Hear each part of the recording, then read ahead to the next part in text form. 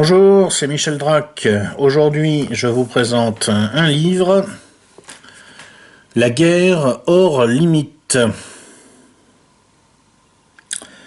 de messieurs, alors je vous garantis pas la prononciation, Cao Liang et Wang Zhangshui, deux colonels de l'armée de l'air chinoise. C'est un livre écrit à la fin des années 90 et qui est considéré depuis comme non pas un classique, mais disons un ouvrage de référence sur la façon dont les Chinois abordent la donne géopolitique mondiale et en particulier leur rapport de force avec les États-Unis. Alors, qu'est-ce qui explique la rédaction de ce livre à l'époque? Eh bien, c'est que la Chine a été, dans les années 90, très inquiète d'assister d'abord à la démonstration militaire des Américains pendant la guerre du Golfe, qui a d'un seul coup fait prendre conscience, semble-t-il, aux militaires chinois qu'ils avaient non pas une, mais probablement au moins deux générations de retard dans beaucoup d'armements, dans beaucoup de doctrines, dans beaucoup de tactiques. Et dans ce contexte-là, à une époque où il faut s'en souvenir, le printemps de Pékin n'est pas très loin, la répression de la place Tiananmen n'est pas très loin, où l'Union soviétique vient de s'écrouler, où la Russie ne s'est pas encore redressée, il est probable que la Chine s'est sentie en quelque sorte bien seule et bien menacée. Et donc, dans ce contexte-là, deux officiers de l'armée chinoise ont décidé de rédiger en quelque sorte un manifeste qui était un appel à la révision des doctrines de l'armée chinoise pour la faire entrer dans le XXIe siècle. Alors, aujourd'hui, bien sûr, une partie du contenu de ce livre est passée d'actualité, mais pas beaucoup, parce que, vous savez, les Asiatiques sont très abstraits dans leur mode de pensée. Il y a chez eux cette idée que, d'une manière générale, l'esprit peut et doit triompher de la matière. Et quand ils expriment une doctrine, ils cherchent à remonter à des principes généraux relativement indépendants des conditions tactiques et techniques. Et c'est exactement ce qu'ont fait messieurs Cao Liang et Wang Zhangshui.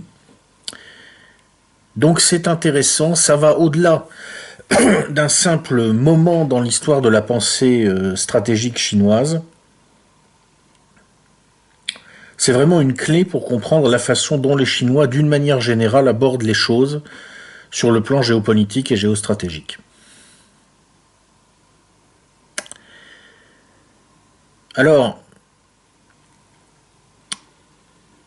il faut voir que cette révolution dans les affaires militaires chinoises, elle est intervenue en quelque sorte 10 ans après celle conduite par les Américains. Donc elle s'est en partie inspirée de ce qui s'était fait aux États-Unis. Mais ce qui est intéressant, c'est que dans ce livre chinois, on ne se contente pas d'expliquer comment on doit copier les Américains. On explique comment on doit essayer de faire mieux qu'eux.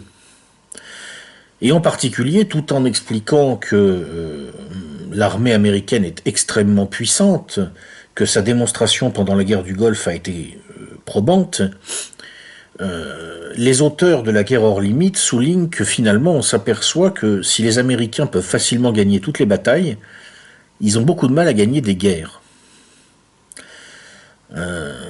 Et d'où vient cette incapacité? Eh bien, pour les auteurs, elle vient du fait que, en fait, l'hyperpuissance technologique de l'armée américaine est un cache-misère.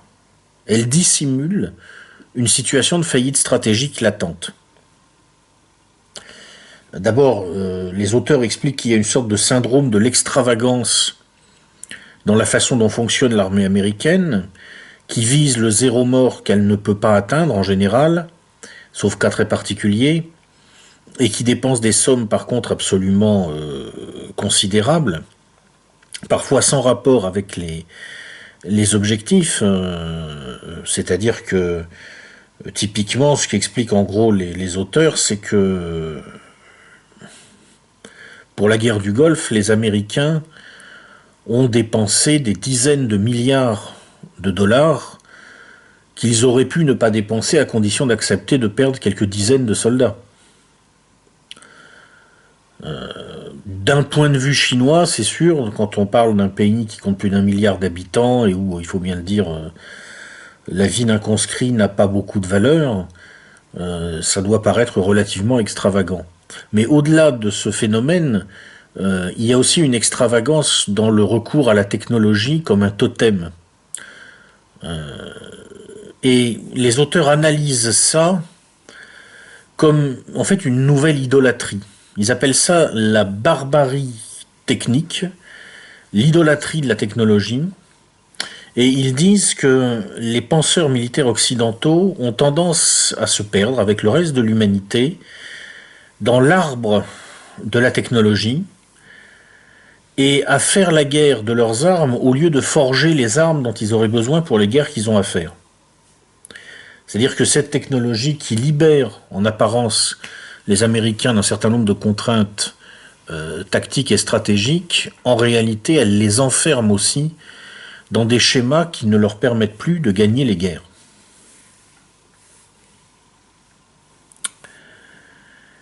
Donc il y a un certain nombre d'erreurs, d'après messieurs Cao Liang et Wang Zhangshui, que, disent-ils, à la fin des années 90, l'armée populaire de libération, c'est-à-dire l'armée de Pékin, ne doit pas commettre si elle ne veut pas tomber dans les mêmes travers que les Américains. Elle doit s'inspirer des Américains sur certains plans, mais pas sur tous. D'abord, il ne faut pas penser la guerre comme l'affaire des militaires, ou même comme quelque chose qui serait prioritairement à conduire sur le plan militaire. Ils expliquent que la guerre sort de ses limites, qu'elle contamine la paix. Et ils ont cette formule, si le soldat de demain demande où est le champ de bataille, il faut lui répondre que le champ de bataille est partout.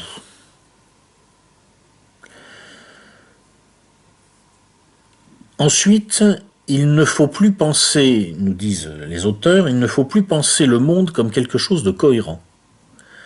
Il faut admettre que l'incohérence fait partie du réel. Lorsqu'on constate une incohérence, on ne doit pas se dire « eh bien, j'ai un problème dans mes perceptions », on doit se dire « tiens, le réel est incohérent ». Et il faut savoir jouer dessus. En particulier, il faut comprendre que les ennemis sont des amis et les amis sont des ennemis.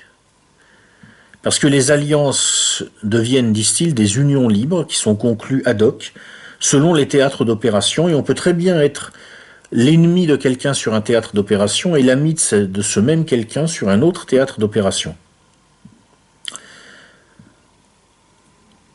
Il y a un refus complet de toute vision idéologique du monde, ce qui évidemment est quelque chose d'assez nouveau dans une armée qui a été formée au départ à l'école maoïste.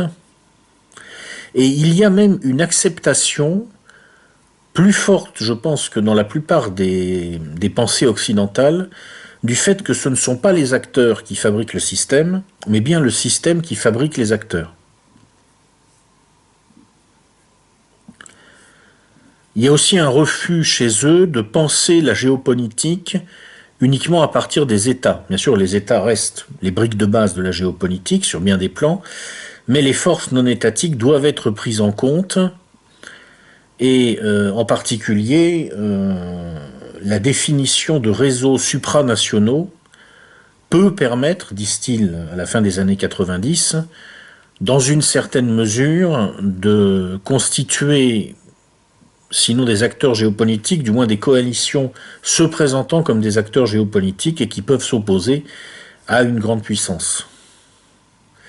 Donc on voit bien là déjà tout le projet de rapprochement entre la Chine et la Russie, tous les liens que les Chinois tentent de tisser avec une partie de leur étranger proche, et bien sûr aussi les contre-mesures que les Américains ne manqueront pas de prendre. Pratiquement toute la géopolitique des années 2000-2010 est déjà inscrite en filigrane dans ce bouquin.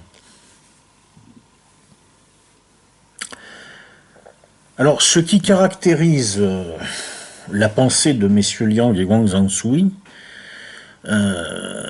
ça n'est pas seulement cette espèce de trousse à outils pour les stratèges chinois.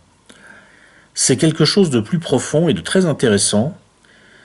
Ils expliquent en substance que,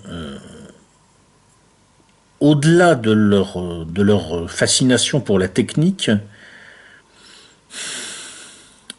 les Américains pensent en termes de nouveaux concepts d'armement, pensent en termes d'armement de conception nouvelle. C'est-à-dire qu'ils partent des armes et ils cherchent la nouveauté dans les armes. Alors que, disent les auteurs de la guerre hors limite, il faut que les Chinois aillent chercher de nouveaux concepts d'armement.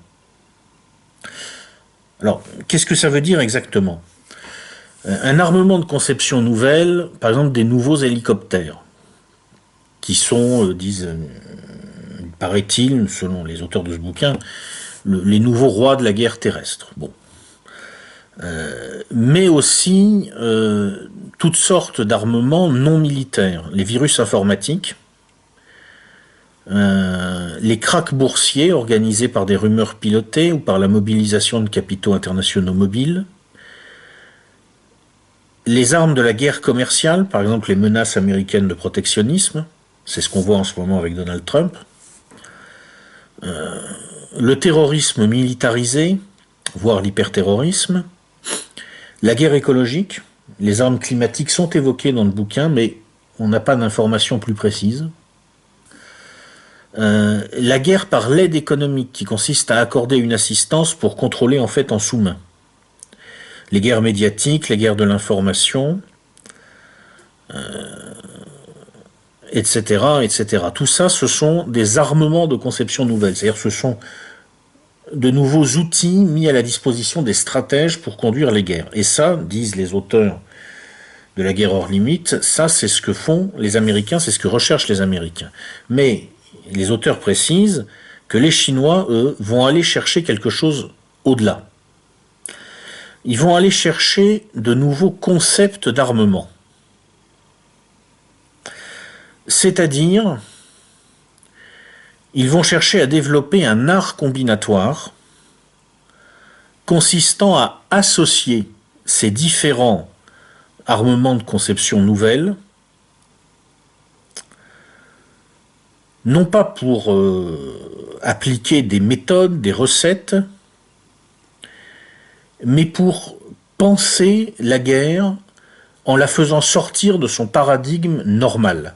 C'est-à-dire qu'en gros, ce qu'expliquent les auteurs, c'est quand vous avez un problème que vous ne pouvez pas résoudre à l'intérieur d'un paradigme militaire ou d'un paradigme guerrier d'une façon générale, la réponse à cette question qui ne peut pas être résolue dans le paradigme, eh bien, c'est de changer de paradigme. Et en particulier, il parle de combinaison entre des degrés, c'est-à-dire de chercher dans de nouvelles visions stratégiques la réponse à des impasses tactiques et dans de nouvelles méthodes tactiques la réponse à des impasses stratégiques. Alors comme je vous disais, tout ça est très abstrait et on va essayer de mettre un peu de chair quand même sur le propos parce que vous devez vous demander un petit peu de quoi ça parle. Alors je vais vous lire un extrait. Imaginons que deux pays développés, totalement informatisés, se fassent la guerre. Selon l'art de la guerre traditionnelle, l'agresseur utilisera généralement un modèle de grande profondeur, large front, haute intensité pour engager la bataille. Les moyens mis en œuvre n'iront pas au-delà de la reconnaissance par satellite, du brouillage électronique, des bombardements aériens de grande ampleur doublés d'attaques précises, des débordements terrestres, des débarquements amphibies et des parachutages derrière les lignes ennemies. Et si le résultat n'est pas la reddition de l'ennemi, ce sera la retraite de sa propre armée. En revanche, avec l'art combinatoire, on obtiendra sans doute un tout autre tableau et un tout autre dénouement. Par exemple, alors que l'ennemi ne s'y attend pas du tout, l'assaillant mobilisera secrètement une masse de capitaux et lancera une attaque surprise contre les marchés financiers. Après avoir provoqué une crise financière, il opérera une attaque des réseaux grâce à des virus implantés à l'avance dans les systèmes informatiques de l'adversaire et à l'intervention d'équipes de pirates informatiques. Il provoquera ainsi l'effondrement total du réseau électrique civil, du réseau de régulation des transports, du réseau des transactions boursières, des réseaux de télécommunications et des réseaux médiatiques, déclenchant une panique sociale, des troubles civils et une crise gouvernementale. Pour finir, une puissante armée massée aux frontières augmentera progressivement l'emploi des moyens militaires jusqu'à acculer l'ennemi à signer un traité sous la contrainte. Cette méthode n'atteint certes pas le niveau cher à Sun Tzu, consistant à soumettre l'adversaire sans avoir à combattre, mais on pourrait dire qu'elle consiste à soumettre l'autre armée en combattant habilement.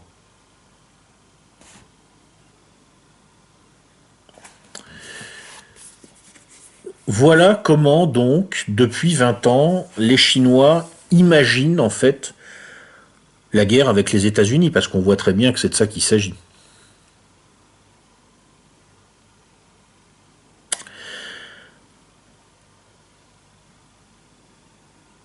Ça explique que dans la guerre hors limite, on ait des surprises assez considérables. Par exemple, on s'aperçoit que quand on demande de définir les guerriers d'aujourd'hui à messieurs Cao Liang et Wang Zhangshui, ils ne représentent pas spontanément un soldat armé casqué avec un fusil d'assaut.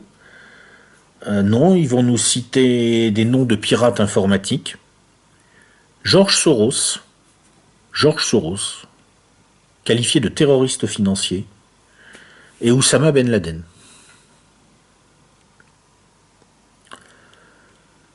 En fait, la conclusion à laquelle on arrive quand on lit ce genre de livre, c'est que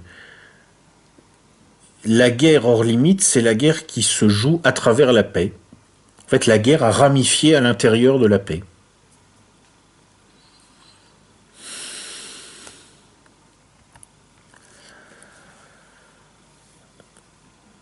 Alors c'est vraiment très costaud. Et quand on lit la guerre hors limite, on voit que, je veux dire, les Chinois, ils savent penser quoi. Je veux dire, c'est pas des imbéciles les mecs. Et à mon avis, le joueur de poker George Soros, Donald Trump, pardon, doit s'attendre à jouer une partie de Go assez serrée avec les Chinois dans les années qui viennent.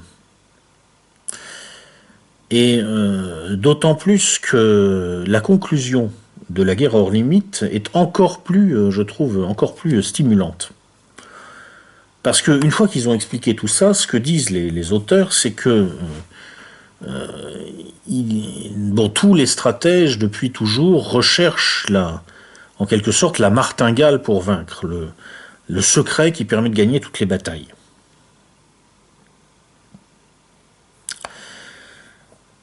Et ce secret existe, nous disent-ils, et ils vont le révéler, mais il est assez décevant. En fait, le secret, c'est qu'il n'y a pas de secret. Il n'y a pas de secret parce que la guerre est un rapport dialectique, et que si quelqu'un découvrait une martingale, eh bien très vite, les autres découvriraient aussi le moyen de contourner la martingale. En fait, il faut toujours chercher ce qu'ils appellent le bon déséquilibre, c'est-à-dire le bon niveau de déséquilibre dans l'allocation des forces et le choix des points d'attaque. Il ne faut jamais être dans l'équilibre par principe. Il faut toujours faire des choix, prendre des risques, mais de la bonne manière. Ni trop peu. Et pour le faire, la seule méthode, c'est de disposer d'un contrôle du processus complet et extrêmement réactif sur tout ce qu'on fait. C'est-à-dire une grande capacité à recueillir les informations, à ajuster l'action en fonction des résultats et à contrôler la situation sans interruption. le secret, c'est que le secret doit être constamment réinventé dans le cadre d'une relation dialectique entre les adversaires, et que le moyen pour toujours avoir un coup d'avance dans cette réinvention, c'est la maîtrise de l'information. Le contrôle sur les processus que donne l'information.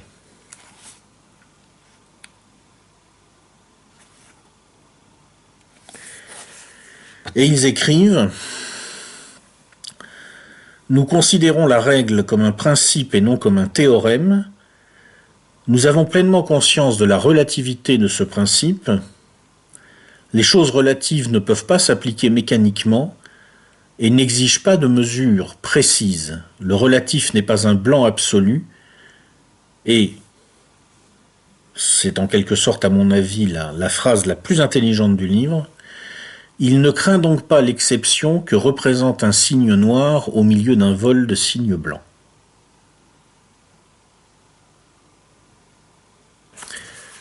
Hein, c'est très asiatique, hein, c'est très... Mais... ouais, c'est... Le joueur de poker Donald Trump doit s'attendre à une partie très serrée. C'est la conclusion à laquelle on arrive quand on lit La guerre hors limite de messieurs Cao Liang et Wang Xiangshui. Cela dit, la prochaine note de lecture va nous amener dans un autre domaine. J'ai dit qu'on lisait tous les bouquins des candidats à l'élection présidentielle française. Ah non, mais vraiment tous, hein. Je suis un sauvage, moi. Macron, hein. Poutou, hein. Vous allez, si, je vous jure, hein, on va se les faire.